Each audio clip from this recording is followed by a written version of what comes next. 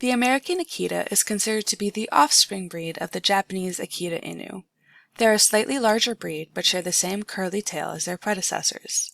The most obvious difference between the American and Japanese Akita are the patterns and colors of their fur. Japanese Akitas have white, ginger, and red fur. Meanwhile, the American Akita has white fur with other shades that vary from dark brown to gray to a reddish black. Like the Akita Inu, the American Akita is known for being loyal, protective, cautious, and energetic. While neither dog breed is used for hunting anymore, the American Akita is often used as a guard dog in American homes. Meanwhile, the Akita Inu acts more as a companion dog rather than a guard dog. Helen Keller is credited with bringing Akitas to America and thus creating the American Akita breed.